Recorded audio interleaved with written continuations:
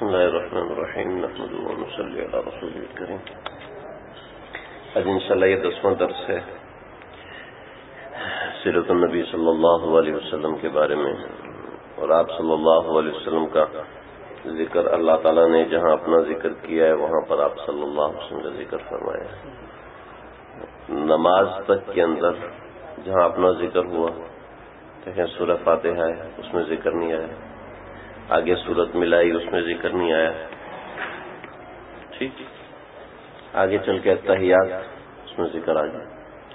نماز کے اندر ذکر ہے، اذان کے اندر اشہد ان لا الہ الا اللہ میں ذکر نہیں ہے، تو آگے اشہد ان محمد رسول اللہ میں ذکر آ گیا. نماز کے اندر قاعدہ جو ہے، قاعدہ اخیرہ وہ فرض ہے. فرض کے اندر التحیات للہ والصلوات والطیبات السلام علیکہ ایھا النبی، آپ صلی اللہ علیہ وسلم کا ذکر آ گیا. تو شریعت کی کوئی جزئی اللہ تعالیٰ نے نہیں چھوڑی کہ جہاں پر نبی کریم صلی اللہ علیہ وسلم کا ذکر نہ آیا ہو. حتیٰ کہ ہمیں یہ کہہ دیا کہ لقد کان لکم فی رسول اللہ اسوۃ حسنہ، اگر تم نے میرے پاس آنا ہے تو ان کی طرح بن کے آؤ. ان کی طرح بن کے آؤ گے تو قبول ہے، ورنہ قبول نہیں. تو آپ صلی اللہ علیہ وسلم کو نمونہ بنا کے بھیجا. پہلے ذکر کیا صراط الذین انعمت علیہم، اس میں سب سے پہلی مراد نبی کریم صلی اللہ علیہ وسلم ہے. ذالک الکتاب لا ریب فیہ بعد میں ہے. پہلے اللہ نے اپنے نبی کا ذکر کیا، اس کے بعد دیکھیں کیسی زبردست مناسبت ہے. لا الہ الا اللہ میں 12 لفظ ہیں، محمد رسول اللہ میں بھی 12 لفظ ہیں. لفظ اللہ میں ایک تشدید ہے تو محمد میں بھی ایک تشدید ہے. لفظ اللہ میں 2 لام آ رہے ہیں تو محمد میں 2 میم آ رہے ہیں. تشدید کو ملا کے 3 لام، میم کو ملا کے 3 میم. تو یہ اللہ تعالیٰ نے اپنے نام کا وہ جو وزن رکھا، وہی وزن محمد کے نام کا وزن رکھا. پھر ایسا کلمہ بنایا کہ اللہ میں کوئی نقطہ نہیں ہے تو محمد میں بھی کوئی نقطہ نہیں ہے، ٹھیک ہے. اور لا الہ الا اللہ محمد رسول، اپنے نام کے ساتھ اپنے نبی کا نام جوڑا، اپنے نبی کا نام جوڑ کے ذکر کیا. تو اسی لیے کہہ رہے ہیں، فرما رہے ہیں کہ ساری دنیا ایک پلڑے میں آ جائے اور لا الہ الا اللہ ایک پلڑے میں آ جائے تو یہ پلڑا بھاری ہو جائے گا. دوسرا پلڑا ہوا ہو جائے گا. ہوا ہونے کا مطلب ہے کہ آپ ایک طرف ایک من رکھو، ایک طرف ایک چھٹانک رکھو، تو جو چھٹانک والا پلڑا ہے وہ تو ایک دم سے اوپر اٹھ جائے گا. تو اس کو ہم کہتے ہیں یہ پلڑا تو ہوا ہو گیا دوسرے پلڑے کے مقابلے میں. تو نبی کریم صلی اللہ علیہ وسلم کا نام اس کلمے میں آ رہا ہے اللہ کے نام کے ساتھ جڑ کے، تو یہ میزان کو بھر دینے والی ہے. پتہ نہیں کیا ہے، کس طریقے سے دل میں آئی بات اس درس کو شروع کیا جائے. اور اللہ تعالیٰ نے یہ شروع کروا دیا ہے، مجھے تو ابھی تک سمجھ میں نہیں آ رہی. میں نے اس درس کو شروع کرنے کے بعد بہت تلاش کیا، مجھے صرف ایک عالم دین کے 13 درس ملے، اور اس کے علاوہ کبھی کسی کا دھیان بھی اس طرف نہیں گیا. میں نے چند ایک ساتھیوں کو توجہ دلائی کہ اس طرف یہ کیا ہوتا ہے، تو میں نے ان کو بتایا کہ اس طریقے سے. کہتا ہے اس طرح کیسے ہو سکتا ہے، ہو ہی نہیں سکتا. میں نے اس کو کہا کہ میں نے کیا بھی ہے، الحمدللہ کر بھی رہا ہوں، وہ جو تھے وہ محفوظ نہیں ہو سکے. اس کو کوشش کر رہا ہوں کہ محفوظ ہو سکیں، کاغذ پر بھی الگ بھی، تاکہ آئندہ زندگی میں اگر کرنا ہو تو بندہ فوراً کرتا رہے. تو بس ایسے ہی دل میں آیا تو یہ شروع کر دیا. تو اس میں ایسے موضوعات، ایسی چیزیں، ہم اس کو سرسری پڑھتے تھے اور سرسری پڑھ کے گزر جاتے تھے. اس کا کون سا پیپر دینا ہے، کون سا امتحان میں آنا ہے. تو لیکن جب بہت سی جگہوں پر ذکر آتا ہے، جیسے میں آپ کو ایک ذکر بتاؤں، نبی کریم صلی اللہ علیہ وسلم نے ایک موقع پر فرمایا قیامت اس وقت تک نہیں آئے گی جب تک قیامت اس وقت تک نہیں آئے گی جب تک حجاز میں آگ نہیں لگے گی. تو سن 27 رجب 536 ہجری، 27 رجب 536 ہجری ایک آگ لگی حجاز میں جو کہ مدینہ کی طرف پہنچی، اور وہ آگ ایسی خطرناک تھی کہ وہ آگ جل رہی ہے اور اتنے اونچے الاؤ ہیں کہ کوئی قریب نہیں جا سکتا. لیکن اس کی روشنی سرخ نہیں تھی بلکہ اس کی روشنی سفید تھی، اور ایسی سفید تھی کہ سورج کی روشنی اس کے سامنے ماند پڑی ہوئی تھی. وہ آگ صرف عمارتوں کو جلا رہی تھی، کسی ایک پتے کو اس نے نہیں جلایا. کسی ایک انسان کو اس نے نہیں جلایا، کسی ایک جانور کو اس نے نہیں جلایا. یہ آگ جلی اور تقریباً ایک مہینے سے کچھ زائد عرصہ جلتی رہی. پھر جب یہ آگ مدینے کے قریب پہنچی تو لوگوں نے روضہ رسول صلی اللہ علیہ وسلم کو چاروں طرف سے ڈھانپ لیا اور اللہ سے سجدے میں گر گئے اور دعائیں مانگنے لگے. تو اس آگ کا رخ تبدیل ہو گیا، پھر وہ آگ بجھ گئی. آپ صلی اللہ علیہ وسلم کب فرما رہے؟ اپنی زندگی میں فرما. اچھا، اس میں ہو سکتا ہے کسی کو انٹرسٹنگ نہ ہو کہ پرانا قصہ ہے. چلو آگے کا قصہ بتاتا ہوں. آپ صلی اللہ علیہ وسلم نے فرمایا کہ قیامت اس وقت تک نہیں آ سکتی جب تک دریائے فرات میں سے سونے کا پہاڑ نہ نکلے. جب تک دریائے فرات میں سے سونے کا پہاڑ نہ نکلے قیامت اس وقت تک نہیں آ سکتی. تو یہودی اور نصرانی دریائے فرات کی زمین پر ریسرچ کر رہے ہیں کہ کہاں پر سونے کی کان موجود ہے. کہ آپ صلی اللہ علیہ وسلم نے فرمایا ہے تو لازماً اس میں سونے کی کان ضرور نکلے گی. اے مسلمانوں، تم اس سونے میں سے کچھ مت لینا. اس سونے کو حاصل کرنے کے لیے جو لوگ آئیں گے ان میں سے اکثر مر جائیں گے اور ہر کوئی یہ سمجھے گا کہ مجھے ملے گا، اس کو نہیں ملے گا. تو علماء نے لکھا ہے تشریح کے اندر کہ 99% لوگ مر جائیں گے، صرف 1% لوگ اس سونے کو حاصل کر سکیں گے. آپ نے فرمایا کہ اس سونے کی لالچ میں نہ پڑنا. اس سونے کا استعمال میری امت پر حرام ہے، مردوں پر بھی حرام ہے، عورتوں پر بھی حرام ہے. تو یہ آگے کی پیشن گوئی ہیں، جو اللہ کرے گا تو ہم آگے کی زندگی میں دیکھیں گے. وہ آپ صلی اللہ علیہ وسلم نے بیان فرمایا. ایک اور ہمارے ماشاء اللہ کچھ لوگ ایسے ہیں جو گئے تھے ساتھ. آپ صلی اللہ علیہ وسلم نے فرمایا کہ یہ پہاڑ دیکھ رہے ہو؟ یا رسول اللہ جی ہاں. کہ کون سا پہاڑ ہے؟ کہ جبل ابی قبیس. کہ اس سے بھی اونچی عمارتیں ہوں گی. اس سے اونچی عمارتیں کیسے ہو سکتی ہیں؟ یا رسول اللہ ہوں گی، اس سے بھی اونچی عمارتیں ہوا کریں گی. اس سے اونچی عمارت کیسے ہو سکتی ہے؟ جیسے 2 منزلہ.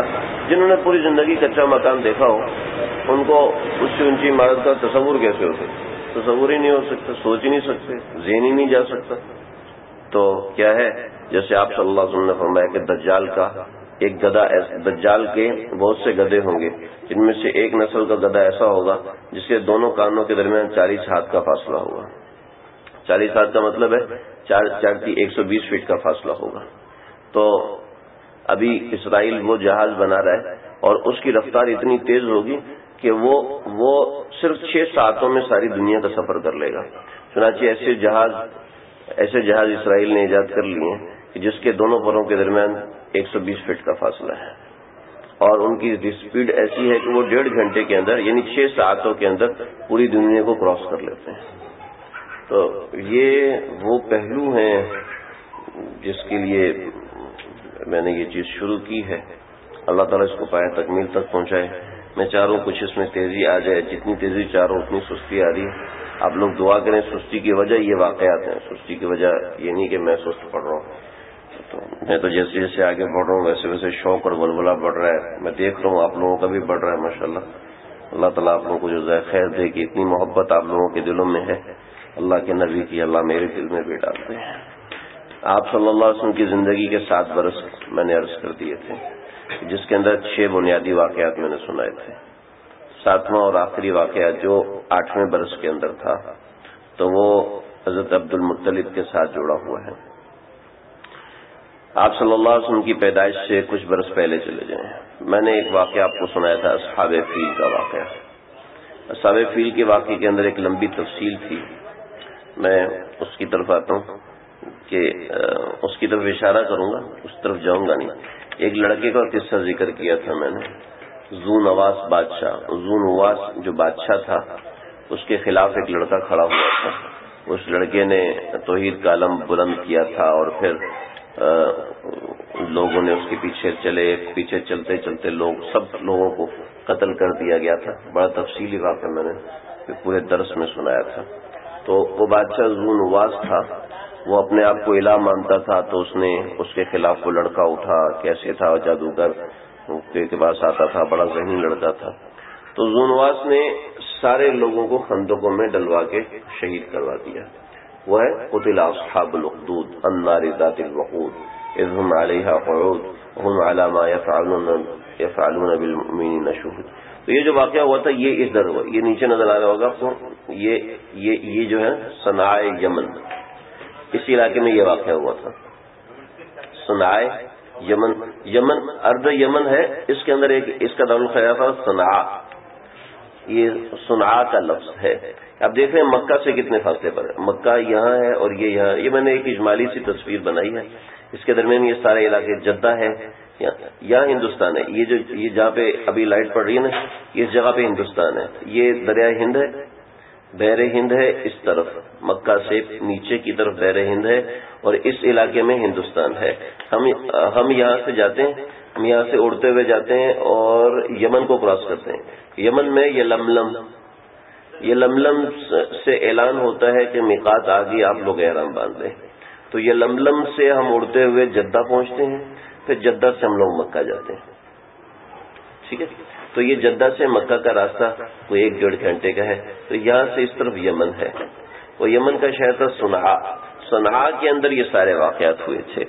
تو پھر انہوں نے یہاں کے سے 2 لوگ بھاگے تھے، انہوں نے جا کے وہاں پر شکایت کی حبشہ والوں کو، حبشہ والوں نے اپنا ایک قاصد ارباط اور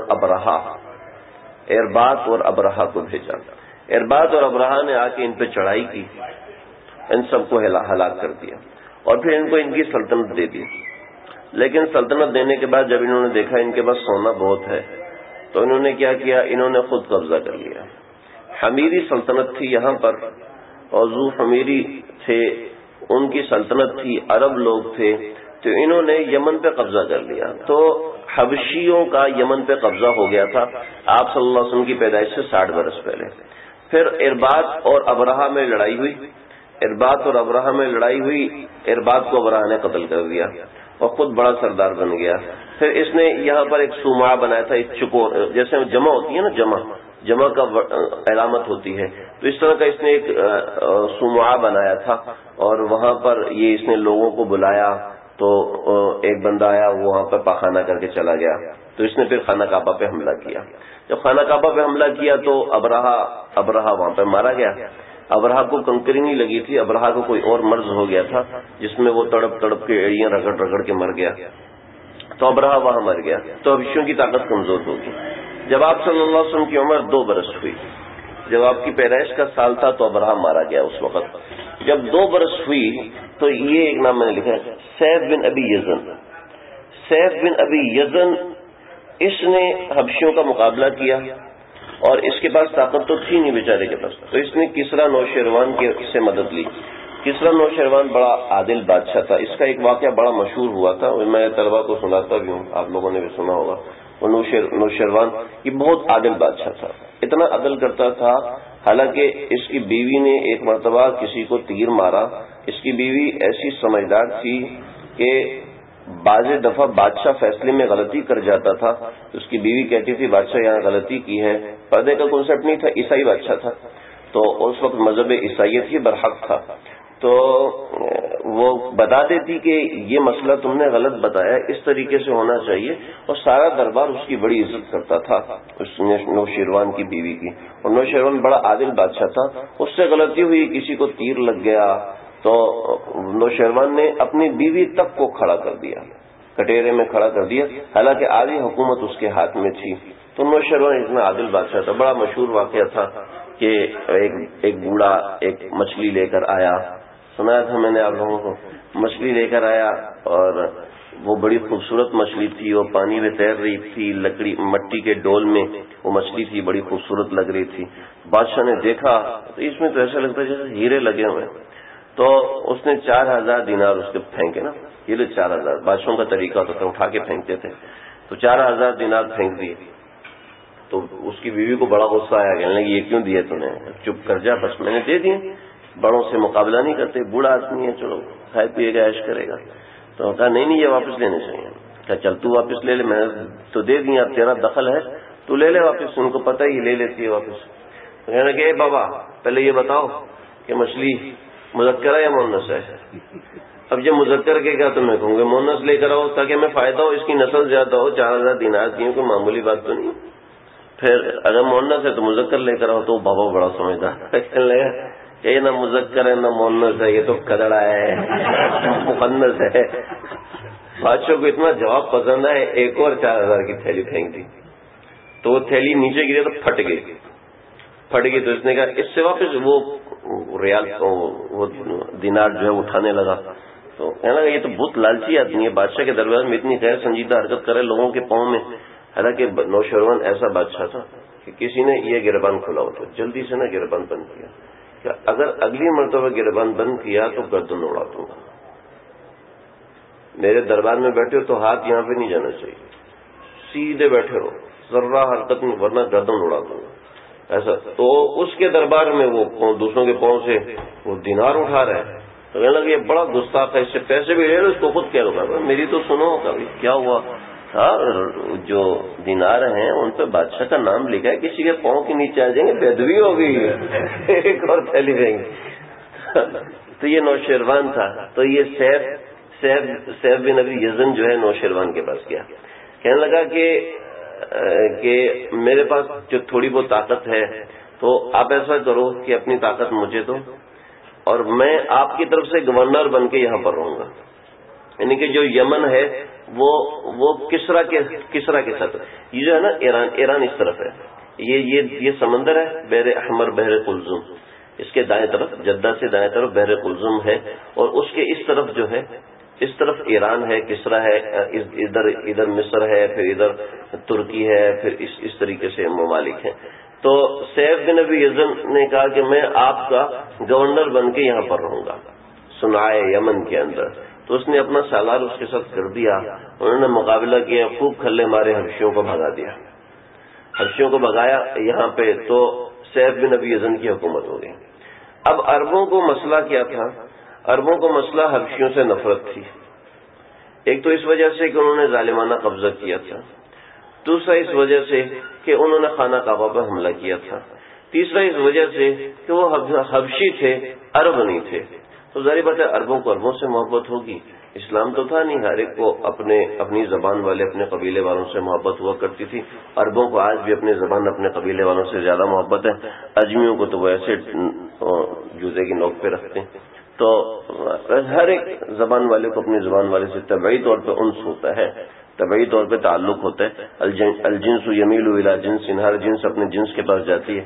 کہ آپ نے دیکھا نہیں کبوتر کوے کے پاس بیٹھا ہو, ہاں جی تیرا کی حال ہے, آپ ٹھیک ٹھاک ہیں, تو ایسا نہیں ہوتا, جنس اپنے جنس کے پاس جاتی ہے.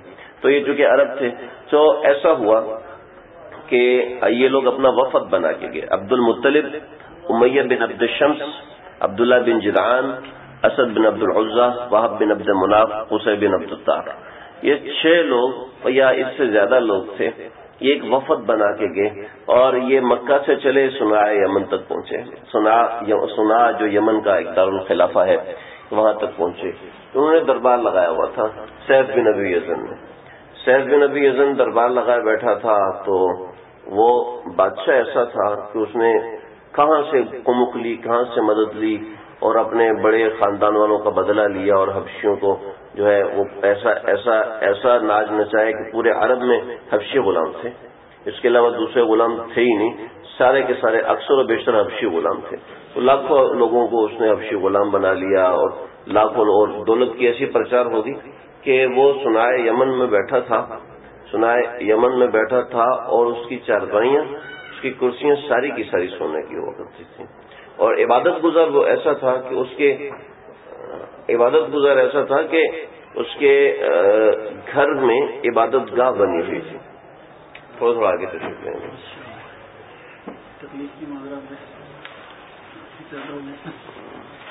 تو اس کے گھر میں عبادت گاہ بنی ہوئی تھی,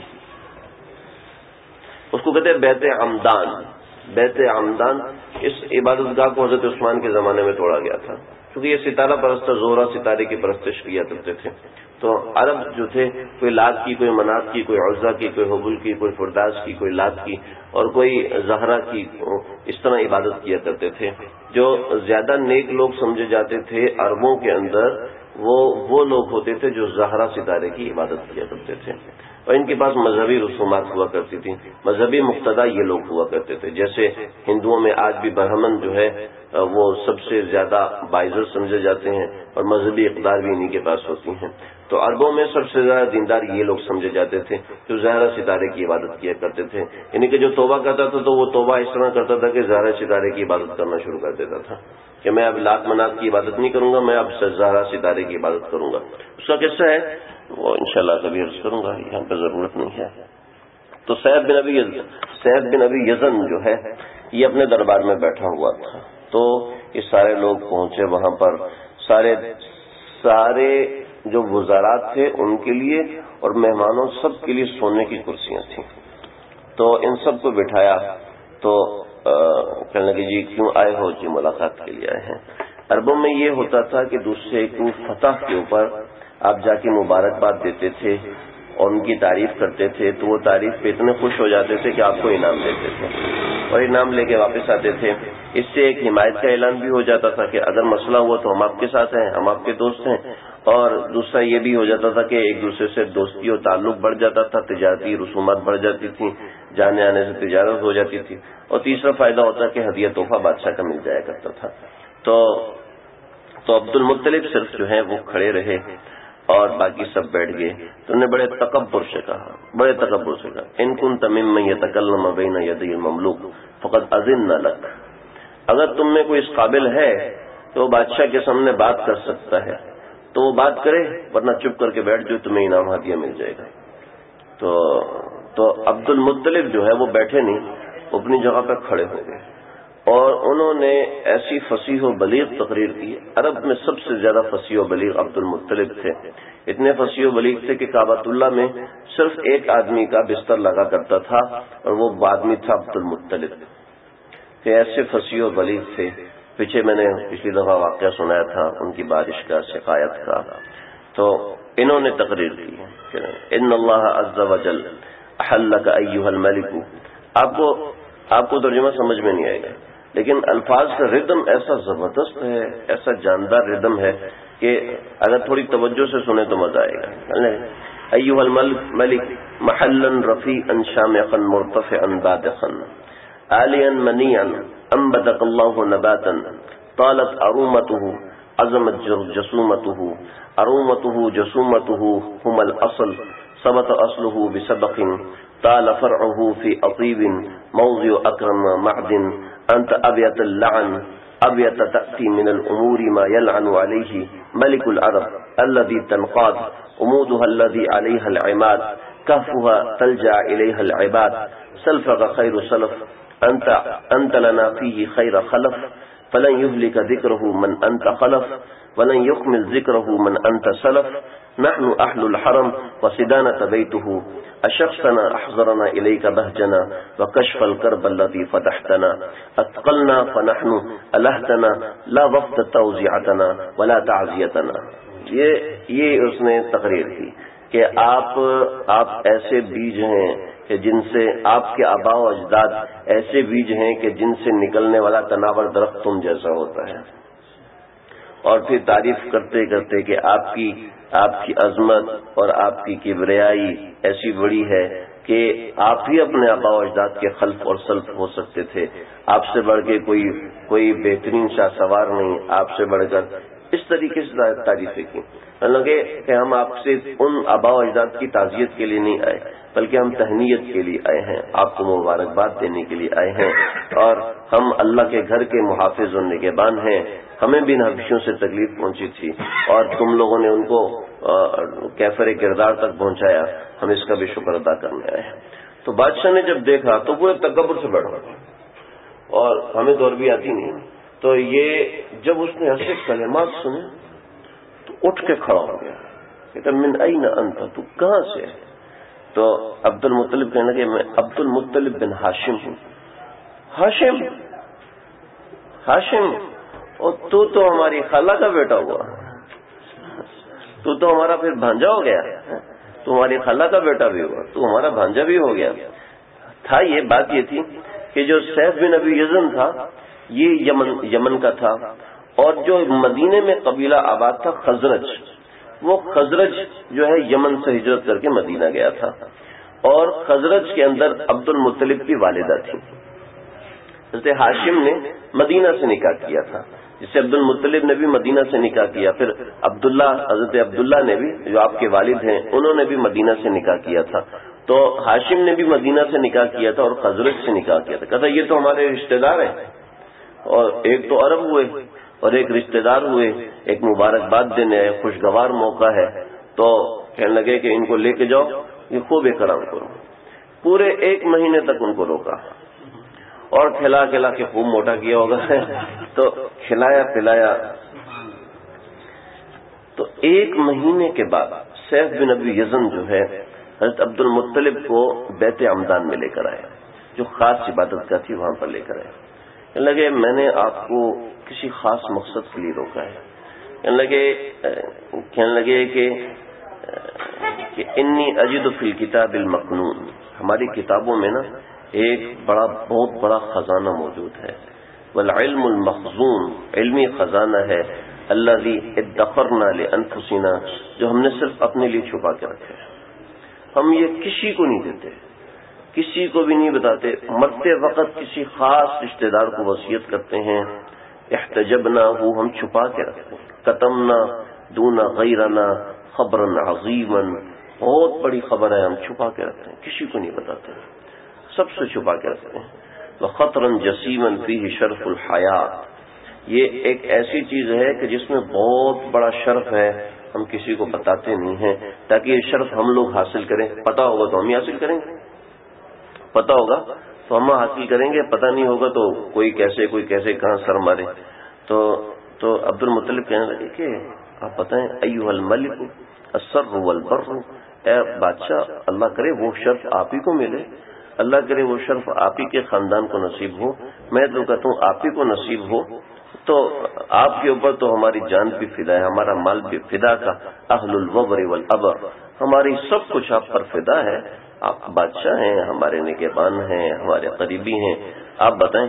کہتے ہیں اذا ولد بتہامۃ غلام، تہامہ کے اندر ایک لڑکا پیدا ہونے والا ہے، تہامہ کہتے ہیں مکہ کو، تہامہ سخت زمین کو کہتے ہیں، سخت زمین سے مکہ مراد، تو تہامہ میں ایک لڑکا پیدا ہونے والا ہے۔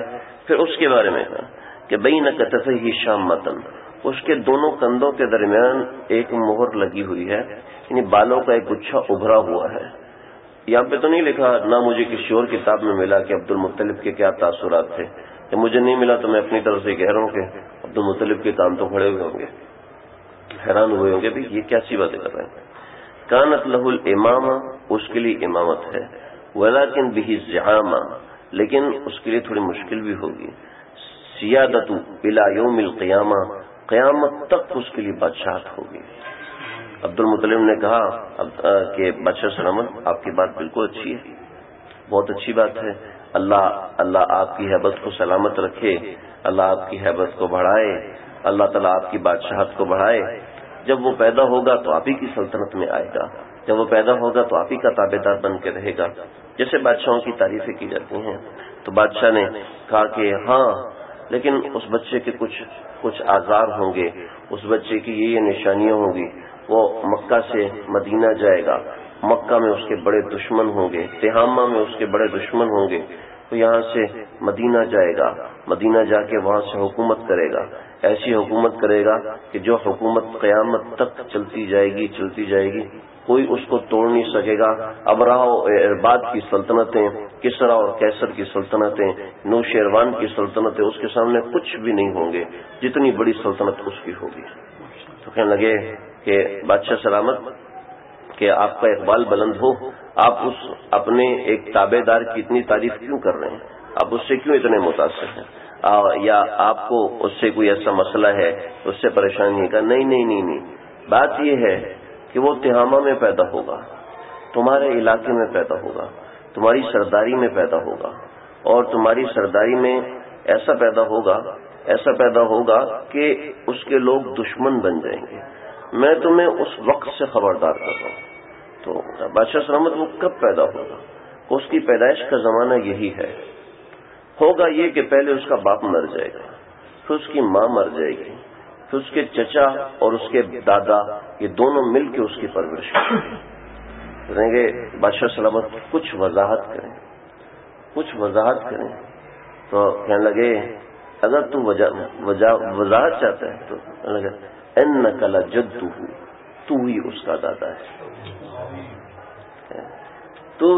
بے شک تو ہی اس کا دادا ہے، مجھے سچ بتا وہ بچہ پیدا ہوا ہے یا نہیں پیدا؟ تو کہنے لگے وہ عبد المطلب اٹھے، اسی وقت سجدے میں گر گئے. فقر عبد المطلب ساجدا، عبد المطلب سجدے میں گرے. کافی دیر تک اللہ کی تسبیح بیان کرتے تھے. کہنے لگے ارفع رأسک سلج صدرک اللہ کعبک، اپنا سر اٹھا، اپنے دل کو مضبوط رکھ، اپنے کعبہ کو سلامت رکھنا چاہتا ہے تو مجھے بتا اس کی کچھ خاص نشانیاں کیا ہیں. کہنے لگے کہ وہ بچہ ابھی 7 برس کا ہو چکا ہے، 8ویں برس کا ہو چکا ہے، 8 برس کا ہو چکا ہے، اور اس کی یہ کرامات ہیں. میں نے اپنے پھر تفصیل بتائی. میرا ایک بیٹا تھا عبداللہ، بڑا ہی ہونہار، بڑا خوبصورت. میں نے اس کی شادی مدینہ یثرب کے اندر آمنہ نامی ایک لڑکی سے کرائی. پھر اس کی پیدائش سے پہلے ہی اس کے باپ کا انتقال ہو گیا، 2 برس پہلے اس کی ماں کا انتقال ہو گیا. اب وہ بچہ میری پرورش میں ہے. اس کے کندھوں کے درمیان بالوں کا ایک گچھا ہے جس کو آپ رقب کہہ رہے ہیں، جس کو آپ مہر کا نشان کہہ رہے ہیں، انڈے کے برابر بالکل بعینی ہی یہی چیز ہے.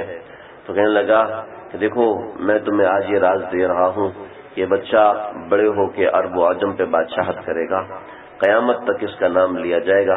اس بچے کی خاص حفاظت کرنا، اس بچے کو سنبھال کے رکھنا. اگر مجھے فتنے کا ڈر نہ ہوتا تو مجھے میری جان اور عزت کی قسم میں ابھی جا کے اس بچے کے پاؤں چومتا، میں ابھی جا کے اس کے سامنے سربسوجود ہوتا کہ اللہ تجھے کتنا بڑا مقام عطا فرما رہے ہیں اور تیرا کتنا عالی مقام ہے. تو کہنے لگا کہ تو نے ہر برس آ کے اس بچے کی خیریت مجھے دینی ہے. اس بچے کو مکہ سے باہر نہیں نکالنا، ورنہ ساری دنیا اس کو دیکھ کے پہچان لے گی، دیکھ کے اس کو ختم کر دے گی. تو نے اس بچے کو مکہ سے باہر نہیں نکلنے دینا. کہ مجھ سے وعدہ کرو اور ہر سال آ کے تم مجھے اس کی اطلاع دیا کرو گے. تو عبد المطلب بادشاہ سے ملنے کا موقع مل رہا ہے، عبد المطلب کہاں چھوڑتے ہیں. اور بادشاہ سے ملنا تو بہت پیچھے رہ گیا. جب ان کو پتہ چل گیا کہ اتنا بڑا فرد ہمارے خاندان میں موجود ہے تو پھر جو بادشاہ نے ان کو انعام بات چیت کی، پھر بہت بڑا انعام دیا. ہر ایک کو 10 حبشی غلام دیے، 10 حبشی باندیاں دی. اس کا مطلب ہے یعنی کہ ہر ایک کو 10 بڑی بڑی گاڑیاں دی، 10 بڑے بڑے گاڑے بھی دیے. ٹھیک ہے، غلام ایسے جیسے آج کے زمانے میں بہت اچھی گاڑی لے لینا. ٹھیک ہے، اور پھر ہر ایک کو 10 رتل سونا دیا، 10 رتل چاندی دی. 10 رتل کا 10 رتل یعنی کہ 10 تولے کو ملا کے ایک رتل بنتا ہے کہ ہر ایک کو تقریباً 100 کلو سونا، 100 کلو چاندی. اتنا بڑا ہدیہ دے کر واپس کیا. تو عبد المطلب جاتے وقت کہہ رہے ہیں ہاں تم اس انعام پہ خوش ہو رہے ہو، مجھے اس سے بہت بڑا انعام ملا ہے. کون سا بڑا انعام ملا ہے؟ کہ وہ وقت بتا دے گا کون سا بڑا انعام ملا ہے.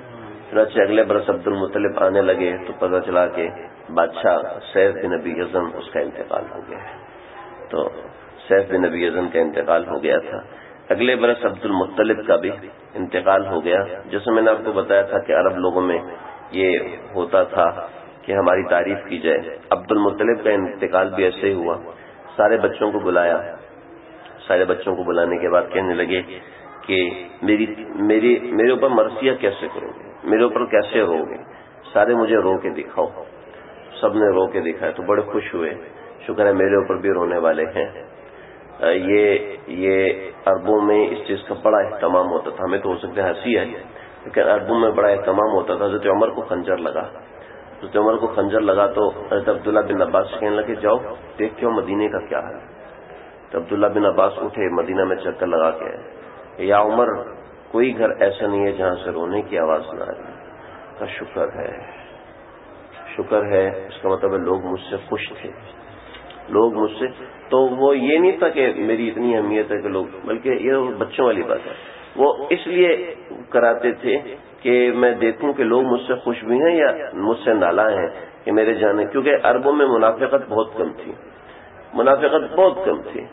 جو آپ صلی اللہ علیہ وسلم کے پاس ہے یا رسول اللہ آپ کی دعوت کرنی ہے، آپ نے فرمایا عائشہ کی بھی دعوت کرو. نہیں، اس کی دعوت نہیں ہے، صرف آپ کی ہے. صاف بول دیا. تو عربوں میں جو بھی تھا صاف ہماری طرح ہی جان بھی آ جائے لیکن کام نہیں کر کے دوں یہ نہیں ہوتا. تو جس کو تکلیف نہیں ہوتی اچھا وہ تو مر گیا. کئی ایسے لوگ تھے جن کے مرنے کے بھائی اس کو چھوڑو نہیں, جن کے مرنے کے موقع پر آ کے ان لوگوں نے آ کے خوشیاں منائیں گے, ہم تیرے جانے کے بعد ایسے خوشیاں منائیں گے. یہ نہیں خیال کہ مر رہا ہے چلو اس کا تھوڑا سا اعتبار کر لو, نہیں, جو دل میں صاف جھونک دیں گے. تو عبد المطلب نے ایسے ہی لوگوں کو بلایا, انہوں نے مرثیے کے اشعار پڑھے, عبد المطلب خوش ہوئے. اسی خوشی میں ان کا چلتے چلتے آہستہ آہستہ انتقال ہو گیا, جان نکلی. آپ سے پوچھا کہ عبد المطلب کا انتقال یاد ہے؟ کہاں, میں عبد المطلب کے سرہانے کھڑا تھا تو مجھے ہاتھ پکڑا اور فرمانے لگے کہ اے ابو طالب, اب تو نے اس بچے کا خیال رکھنا ہے اور تو ہی اس بچے کا خیال رکھ سکتا ہے. ابو طالب سب سے زیادہ غریب بیٹے تھے. عبد المطلب کے تمام بیٹوں میں ابو طالب سب سے زیادہ غریب تھے. تو کہنے لگے میں کیسے کروں گا؟ کہنے لگے برس گزر گئے کہ ہم نے پیٹ بھر کے کھانا نہیں کھایا تھا. تو جب میری ذمہ داری لگائی تو میں آپ صلی اللہ علیہ وسلم کو لے کر آیا, دسترخوان بچھا کھانے پہ بٹھایا. تو کھانا ہم نے شروع کیا, کھاتے کھاتے تھک گئے, کھانا ختم نہیں ہوا. تو اس کے بعد دودھ آیا. تو میں نے سب سے پہلے یتیم بچہ ہے, اس کا باپ بھی نہیں ہے, ماں بھی نہیں ہے, دادا بھی, اس کو دو. پہلے آپ کو دیا, آپ نے گلاس دودھ پیا اور وہ ختم نہیں ہوا تو دوسرے کو دیا, پھر بھی ختم نہیں ہوا, تیسرے کو دیا, پھر بھی ختم نہیں ہوا, چوتھے کو دیا. سب نے شیر ہو کے دودھ پیا, دودھ ویسے کا ویسے سلامت تھا. سب نے کہا پیالہ مجھے تو, پیالہ پی لیا اور یوں پیا اور پیالہ ختم کیا. تو ابو طالب نے آپ کو گلے سے لگا لیا, فرمانے لگے کہ تیری برکت ہے. ام ایمن آپ کی وراثت میں تھیں, آپ کے ساتھ رہتی تھی ابو طالب کے گھر میں. کہنے لگی کہ آپ صلی اللہ علیہ وسلم جب صبح اٹھتے تھے تو آپ کی آنکھ خود کنگھی ہوئی ہوتی تھی اور آپ کی آنکھوں میں سرما لگا ہوتا تھا اور آپ کا چہرہ اتنا تر و تازہ ہوتا تھا کہ پانی سے دھونے کی ضرورت نہیں ہوتی تھی. آپ صلی اللہ علیہ وسلم کی کھال کے آثار ایسے تھے کہ جیسے ہم لوگ صابن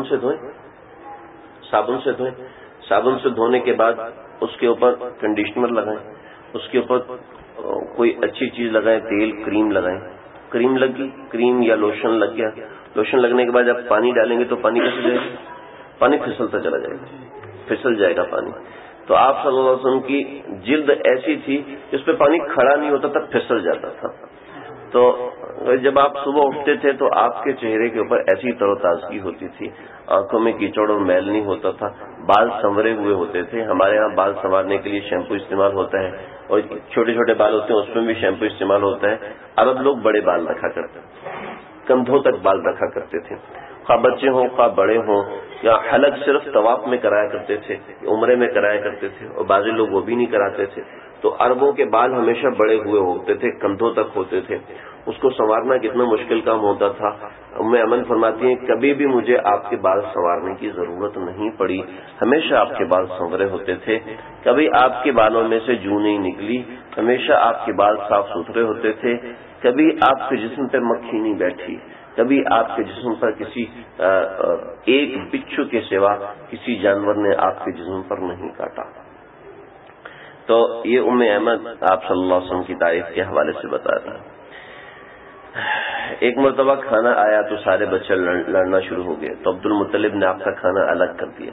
جب کھانا الگ کیا تو اس کھانے میں برکت ہوتی تھی جو آپ کھاتے تھے, باقی کھانے میں برکت ہی نہیں ہوتی تھی. تو بعض روایتوں میں کہ کھانا الگ رکھا, بعض روایتوں میں کہ آپ کا بچا ہوا کھانا اپنے کھانے میں شامل کر لیتے تھے, اس کو کھایا کرتے تھے. کبھی آپ صلی اللہ علیہ وسلم نے بھوک کی شکایت نہیں کی. زندگی بھر آپ صلی اللہ علیہ وسلم نے بھوک کی شکایت بعد میں بھی نہیں کی, سوائے ایک موقع پہ کہ ایک مرتبہ حضرت عائشہ اٹھیں تو دیکھا آپ صلی اللہ علیہ وسلم چارپائی پر ایسے پیٹ لگا کے ٹانگی نیچے جیسے بچے بیٹھے ہوتے نا, تو ایسے بیٹھے ہوئے ہیں. تو عائشہ نے پوچھا یا رسول اللہ کیا کر رہے ہیں؟ عائشہ بھوک لگی ہے. فواللہ العظیم هذا صبح رابعۃ ما ذقت شیئا, آج چوتھا دن ہے ہم نے کچھ چکھا بھی نہیں, کچھ بھی. یہ ایک موقع ہے جب آپ نے شکایت کی. اس کے علاوہ زندگی بھر کبھی 2 مہینے کا فاقہ ہوا, درمیان میں کبھی کھجور مل گئی, کبھی پتے مل گئے تو کھا لیے, ورنہ کبھی کھانے کے حوالے سے 2 مہینے کا فاقہ بھی آپ نے برداشت کیا، کبھی شکوہ شکایت نہیں کیا، آپ نے پیٹ پہ 2 پتھر بھی باندھے پھر بھی شکوہ شکایت نہیں فرمایا۔ تو ایک مرتبہ لوگ سارے جمع ہوئے کعبۃ اللہ میں اور لات کے پاؤں میں بیٹھ گئے، رو رہے ہیں، پھر منات کے پاؤں میں بیٹھ گئے۔ کیا ہوا کہ عبد المطلب چلے گئے، اب تک بارش نہیں ہوئی، تو کہنے لگے کہ تم ان سے جتنا مرضی مانگو بارش ہونے کی نہیں، بارش کبھی بھی نہیں ہوگی، تمہارے پاس ابراہیم کی نشانی موجود ہے ابو طالب، جاؤ اس سے کہو وہ دعا کرے گا تو بارش ہوگی۔ چنانچہ سارے ابو طالب کے دروازے پر آئے کہ بارش کے لیے دعا کر دو، تو ابو طالب نے آپ صلی اللہ علیہ وسلم کو کندھے پر اٹھایا، 9 برس کے تھے، 9 برس کا بچہ اچھا خاصا بڑا ہوتا ہے، لیکن آپ کو کندھے پر اٹھایا اور کندھے پر اٹھا کے کعبۃ اللہ پہنچے اور طواف کیا، صرف ہاتھ اٹھائے تھے آپ صلی اللہ علیہ وسلم کہ اسی وقت بارش ہو گئی۔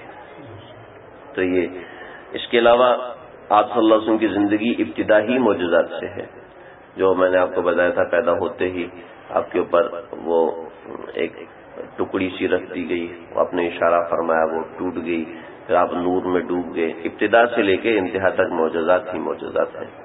یہ آپ کی عمر 9 برس تھی۔ ذوالمجاز ایک وہ میلہ لگتا تھا، یہ مکہ ہے، مکہ میں اس طرف ہے عرفات، اس طرف عرفات ہے، عرفات کے ساتھ ذوالمجاز ہوتا تھا، تو مکہ میں پانی ہوتا تھا، اس کے علاوہ کسی جگہ پر پانی نہیں تھا، کسی جگہ پانی نہیں تھا۔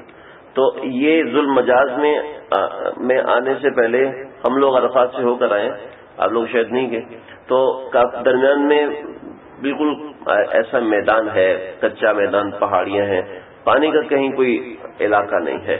تو ابو طالب نے ایسے ہی کہا بھتیجے بہت پیاس لگ رہی ہے، تو آپ نے کہا رک جائیں۔ حضرت آپ صلی اللہ علیہ وسلم پچھلی اونٹنی پر تھے، یہ آپ کی عمر ہے 9 برس، یہ 9 برس کے درمیان کے واقعات بتا رہا ہوں۔ بعض روایت میں ہے کہ 12 برس، بعض روایت میں 9 برس، تو یہ 2 ہی روایتیں ہیں، اس سے اوپر کی روایتیں ہیں، اور بھی روایتیں 15 کی ہیں لیکن قابل اعتبار نہیں ہیں، تو یہ صحیح روایت کے اعتبار سے 9 برس آپ کی عمر ہے۔ تو آپ نے اونٹنی روکی، آپ اترے اونٹنی سے، اور اونٹنی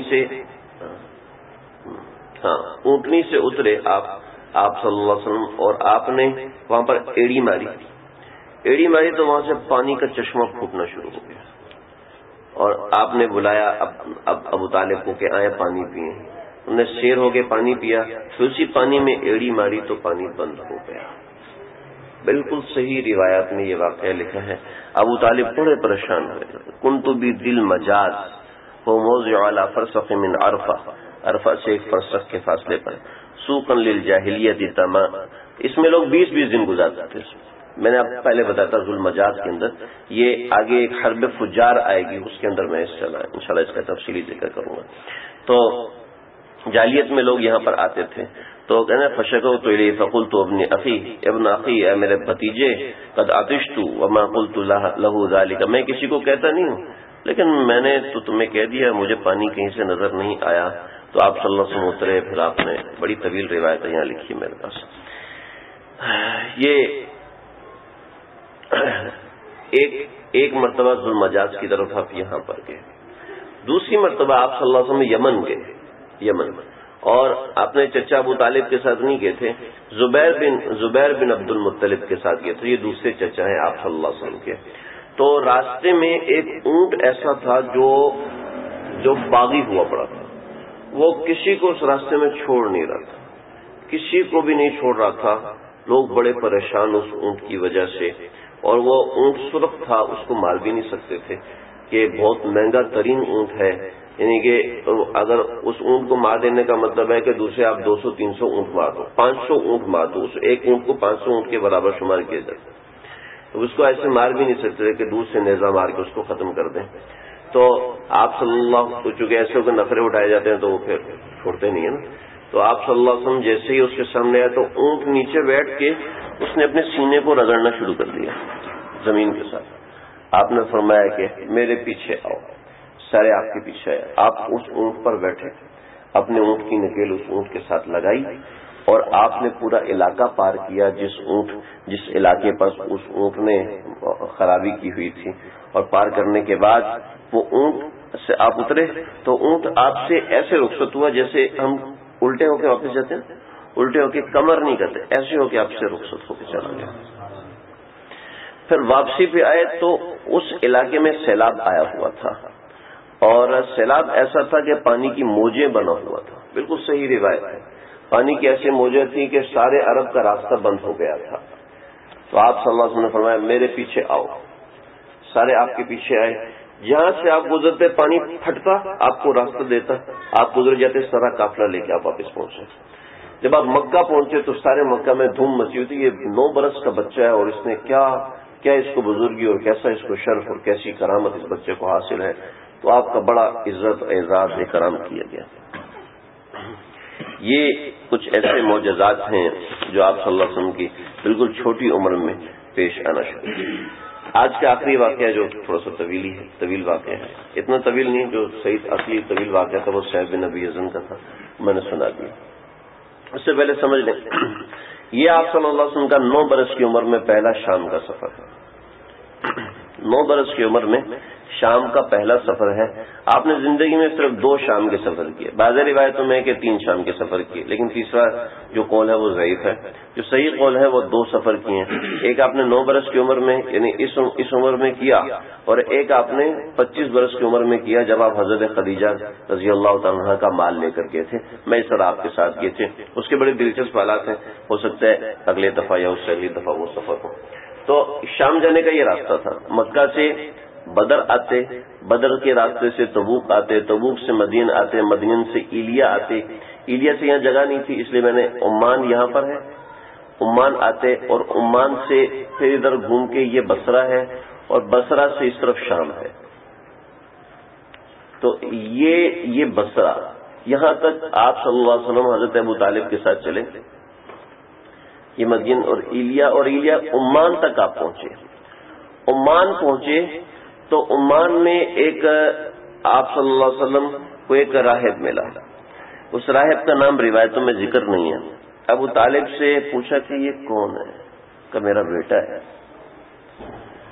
کیسے میں آگے نکل گیا، کیسا ایسا ہوا کہ آپ نے ابو طالب نے کہا کہ تمہیں میں بنو نجار چھوڑ کے جاؤں گا، ہمارے ننیال، اور میں چونکہ یہ دیکھ رہے ہیں یہاں سے یہ اصل راستہ ہے، تو میں یہاں سے ہو کر ادھر سے خیبر سے آگے راستہ نہیں ہے، خیبر سے آگے تیمہ ہے، تیمہ سے دومت الجندل اور عراق کا راستہ چلا جاتا ہے، تو ورنہ یہ عمومی راستہ نہیں تھا، خصوصی راستہ تھا۔ جو مدینہ سے بدر آئیں گے، بدر سے پھر تبوک کی طرف نکلیں گے، یہ راستہ ہوا کرتا تھا۔ میں تمہیں ایسے کروں گا، یا چچا میرے نہ ماں ہے نہ باپ ہے نہ کوئی ہے نہ پوچھنے والا ہے، میں کس کے پاس جا کے رہوں گا، مجھے آپ اپنے ساتھ لے جائیں۔ چنانچہ ابو طالب کو یہ چیز پسند آئی تو آپ کو لے کر چلے، یہاں سے ایلیا پھر مدین اور عمان، یہاں سے راہب آیا۔ ہوا یہ کہ سارا قافلے والے بیٹھ گئے، درخت صحراؤں میں درخت ہوتے نہیں، تو جہاں چند ایک درخت دیکھے تو ہم بیٹھ گئے، تو سائے میں دوسرے لوگ بیٹھ گئے۔ آپ صلی اللہ علیہ وسلم کسی سے کبھی مقابلہ نہیں کیا کرتے تھے، چنانچہ آپ دھوپ میں بیٹھ گئے، تو جو درخت ایسے تھا نا ایسے، تو آپ اس طرف بیٹھ گئے تو وہ درخت الٹ کے اس طرف آ گیا، اس نے آپ کے پاس آئے گا دوسرے اور آگے کی تھی یہ کہا ہوگا، دوسرے لوگ ہیں یہ کیا ہو گیا، تو پھر اٹھ کے ادھر آ گیا، آپ کو یہاں سے کھسکا دیا، آپ ادھر ادھر درخت گھوم کے ادھر آ گئے۔ تو جو عمان کا راہب تھا وہ کھڑا ہوا یہ منظر دیکھ رہا تھا، تو وہاں سے ابو طالب گزرے کہ یہ کون ہے، بعض روایتوں میں ہے کہ ابو طالب کے دوسرے بھائی گزرے، حارث بن عبد المطلب گزرے، تو حارث بن عبد المطلب جو تھے وہ ابو طالب سے تھوڑا وہ تھے کہ ضد میں تھے کہ لوگ ان کی زیادہ عزت کرتے ہیں تو میری کم کرتے ہیں، تو نے کہا تو ان سے پوچھا یہ لڑکا کون ہے، یعنی یہ عبداللہ کا بیٹا ہے، ابن عبداللہ، یہ محمد بن عبداللہ ہے، عبداللہ کا بیٹا ہے، اور یہ یتیم ہے۔ یہ بتانا نہیں چاہتا کہ ابو طالب کے ساتھ آیا، یہ بتانا نہیں چاہتے تھے کہ ابو طالب کے ساتھ آیا، ابو طالب اس کی کفالت کرے تو وہ ابو طالب کو، یہ بھی ابو طالب کو شریف اور نیک سمجھے گا، میں نہیں چاہتا کہ یہ ابو طالب کو شریف سمجھے اور نیک سمجھے، تو انہوں نے اس وجہ سے نہیں بتایا یا کسی اور وجہ سے نہیں بتایا۔ بہرحال پھر ابو طالب آئے کہ یہ کون ہے، کہ یہ میرا بیٹا ہے، کہ یہ تیرا بیٹا نہیں ہو سکتا، یہ جو لڑکا ہے یہ یتیم ہے، تجھے کیسے پتا؟ کہ دیکھ نہیں رہے؟ وہ دیکھو کیا ہو رہا ہے، کہ یہ جہاں بیٹھتا ہے درخت آ کے سایہ کر دیتا ہے، یہ جہاں جاتا ہے وہ دیکھو یہ جہاں جا رہا ہے تو زمین اس کی طرف سمٹ رہی ہے. ہاں سمٹ رہی، اس کا کیا مطلب ہے؟ کہ یہ اس کو سجدہ کر رہی ہے. ہماری کتابوں میں لکھا ہوا ہے، ہماری کتابوں میں لکھا ہے کہ جہاں سے گزرے گا پتھر اس کو سجدہ کریں گے، جہاں سے گزرے گا درخت اس کو سجدہ کریں گے. اللہ اکبر. ہاں اس کو لے گا واپس، ورنہ جیسے میں نے اس کو دیکھ کے پہچان لیا، یہودی اس کو دیکھ کے پہچان لیں گے اور اس کو قتل کر دیں گے، لہٰذا تم اس کو واپس لے جاؤ. تو کہنے لگے تم نے اس کو کیوں پہچانا ہے؟ کہ یہ نبی ہے. وہ کیا ہوتا ہے؟ کہ نبی وہ ہوتا ہے جس کے پاس آسمان سے خبریں آتی ہیں. یہ میرے سارا لکھا ہوا ہے، میں آپ کو اس لیے سنا رہا ہوں، اس کا وقت نہیں. کہ نبی وہ ہوتا ہے جس پر آسمان کی خبریں آتی ہیں. کہ اس نے آگے نبی بننا ہے، کہ اس نے نبی بننا ہے. کہ جس اللہ نے اس کو نبی بنانا ہے وہ اس کو زندہ بھی رکھے گا. تم چپ رہو. تو یہ ابو طالب لے کر عمان سے یہاں سے آگے نکلے. یہ بصرہ سے آگے ہے شام، اس طرف بصرہ سے دوسری طرف دائیں طرف شام ہے. تو بصرہ سے شام میں داخل ہونا تھا. جب بصرہ میں پہنچے تو سارا عرب ایک آدمی کا بڑا ادب کرتا تھا. سارا عرب سارا عجم ایک آدمی کا بہت ادب احترام کرتا تھا، وہ یہ بحیرہ یہ راہب تھا. اس کے اوپر سارے آسمانی کتابوں کا علم ختم تھا. ساری ستیح کا جو میں نے ذکر کیا تھا وہ 700 برس پرانا عالم ستیح، اور یہ سارے اس کا ادب کرتے تھے، سارے اس کو بڑا مانتے تھے بحیرہ کو. ایک لفظ بحیرہ اور اسی روایت میں بحیرہ بھی لکھا ہوا ہے کہ با کے زیر کے ساتھ رائے مقصورہ کے ساتھ. تو بحیرہ بھی ہے بحیرہ بھی ہے. ہمارے اکثر علماء نے بحیرہ کو قبول کیا، تو لفظ بحیرہ ہے. ایک صحابی بھی تھے بحیرہ، وہ ان کا نام بھی انہی کے نام پہ رکھا گیا تھا، لیکن ان کو اسلام کا وقت نہیں ملا تھا، لہذا ان کے اسلام کے بارے میں کوئی کسی بھی قسم کا شک کے شواہد نہیں ہے. لہذا یہ راہب بھی رہے اور راہب بھی ان کا انتقال ہو گیا. تو یہ بحیرہ نے جب قافلہ آتے ہوئے دیکھا تو یہ 3 دن سے یا کتنے وقت سے یہ انتظار میں اپنی خانقاہ کی چھت پہ کھڑے ہوئے تھے، اپنی خانقاہ کی چھت پہ کھڑے ہوئے تھے اور 3 دن سے اس قافلے کا انتظار کر رہے تھے.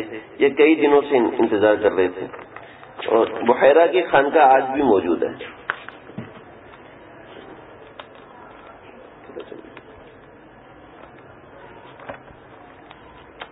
میں اس میں آپ کو دکھاؤں گا. بحیرہ کی خانقاہ آج بھی موجود ہے، کچھ ٹوٹی ہوئی کچھ جڑی ہوئی ہے. تو یہ اس خانقاہ کی چھت پہ کھڑے ہو کے آپ صلی اللہ علیہ وسلم کا انتظار کر رہا تھا بحیرہ.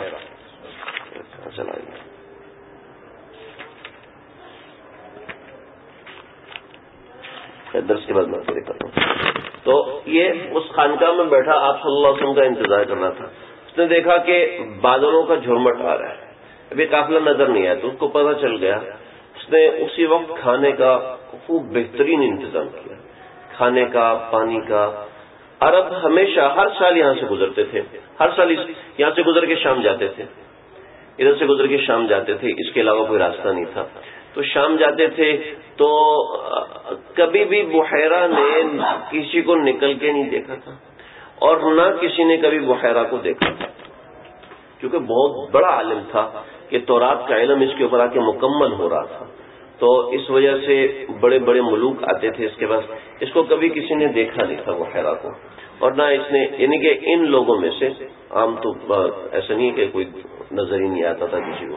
تو بحیرہ اس دن خانقاہ کی چھت پہ چڑھا ہوا تھا اور یہ دیکھ رہا تھا کہ کب آئیں گے. تو قافلہ جب بادل نظر آنا شروع ہوئے تو اپنی کتاب میں دیکھا اور بادلوں کو دیکھا کہ ہاں بالکل صحیح، کھانا تیار کرو. اس قافلے میں اتنے لوگ ہوں گے، 75 لوگ ہیں، اتنے لوگوں کا کھانا تیار کرو. سارے جو ساتھ تھے، جو مریدین متعلقین جو ساتھ تھے، وہ بھی سمجھتے تھے کہ آج چھوٹا سا عالم ہو تو اس کی بات مانتے ہیں کہ یار اس نے کسی جائز ناجائز کو دیکھ کر ہی بات بتائی ہوگی. تو ظاہر بات ہے وہ تو اس زمانے کا سب سے بڑا عالم تھا. تو انہوں نے اتنے بندوں کا کھانا تیار کیا. تو آئے. اب اس میں 2 قسم کی روایت ہیں، میں کچھ ملا کے بیان کروں تاکہ ساری بات بیان ہو جائے، کوئی بات رہے نہیں. جب وہ قافلہ آیا تو بحیرہ سب کو دیکھ رہے ہیں، ہر ایک کو دیکھ رہے ہیں، ہر ایک کو دیکھتے ابو طالب تک پہنچے. اور بعض روایتوں میں ہے کہ ڈائریکٹ آپ صلی اللہ علیہ وسلم تک پہنچے. تو جو صحیح روایت زیادہ صحیح ہے وہ یہ ہے کہ آپ صلی اللہ علیہ وسلم تک پہنچے. 9 برس عمر ہے. پورے ادب کے ساتھ احترام کے ساتھ بحیرہ آپ کے سامنے بیٹھ گیا. 2 زانوں بیٹھ کے کہنے لگا آپ کو لات منات کا واسطہ میں آپ سے کچھ سوال کروں گا, آپ اس کے جوابات دیں گے؟ تو کہنے لگا کہ مجھے میری عزت کی قسم ہے, مجھے سب سے زیادہ نفرت ان 2 ناموں سے ہے, لات اور منات, لہذا ان کے واسطے تم مجھ سے سوال مت کرو. کہا ہاں تم اللہ کے واسطے تم جواب دو گے؟ ہاں اس واسطے سے میں تمہیں جواب دوں گا. عربوں میں واسطہ بہت زیادہ چلتا ہے, تو اس واسطے سے میں تمہیں جواب دوں گا. ٹھیک ہے.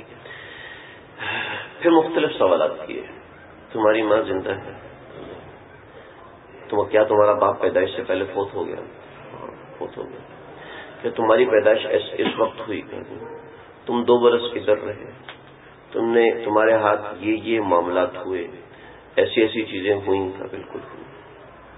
کہا تمہارے دونوں کندھوں کے درمیان بالوں کا گچھا موجود ہے؟ کہا ہاں ہے. تو مجھے دکھاؤ گے؟ آپ نے چادر ہٹائی. قمیض پہننے کا رواج نہیں تھا, چادر پہنی جیسے احرام کی چادر ہوتی ہے. چادر ہٹائی پیچھے کی تو وہ بالوں کا گچھا نظر آیا.